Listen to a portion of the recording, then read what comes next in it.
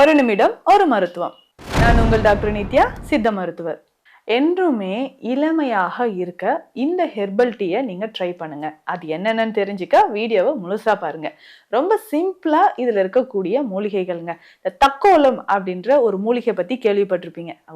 அது ஒண்ணும் இல்லைங்க. பிரியாணி சாப்பிடும் போதே ஒரு ஸ்டார் ஷேப்ல ஒரு ஸ்பைசஸ் நம்ம பார்த்திருப்போம். அதுதான் அன்னாச்சி பூ அப்படின்னு சொல்றோம். ஸோ இந்த அன்னாச்சி பூ நமக்கு ரொம்ப முக்கியமானது. இளமையாக இருக்கிறதுக்கு, பாடியில் இருக்கக்கூடிய ஃப்ரீ ரேடிக்கல்ஸ் எல்லாமே வெளியேறுவதற்கு இது நமக்கு பயன்படுதுங்க. இது ஒரு 50 கிராம் எடுத்துக்கணும். இதனோட ஆவாரம் பூ, ரோஜா இதழ்கள் எல்லாமே 50 கிராம், சீரகம் 50 கிராம், ஏலக்காய் 50 கிராம். இந்த 5 மூலிகையும் லேசா வறுத்து பவுடர் பண்ணிக்கோங்க. ஸோ நம்ம எனர்ஜெட்டிக்காக இருக்கிறதுக்கு, ஃப்ரெஷ்ஷாக இருக்கிறதுக்கு, இளமையாக இருக்கிறதுக்கு இந்த டீ நமக்கு பயன்படுது. ஸோ சுகர் லெவல் அதிகமாக இருந்தாலும் அதை குறைக்கிறதுக்கும் இந்த டீயை எடுத்துக்கலாம். தினந்தோறும் காலை மாலை 2 வேளையும் இந்த டீ நம்ம குடிச்சிக்கிட்டே வரும்போது உடலில் இருக்கக்கூடிய டாக்ஸின்ஸ் ரிமூவ் ஆச்சுனாவே நம்ம இளமையாக இருக்கலாம். இந்த மாதிரி பயனுள்ள மருத்துவ தகவல்களுக்கு நம்ம பேஜை ஃபாலோ பண்ணுங்க.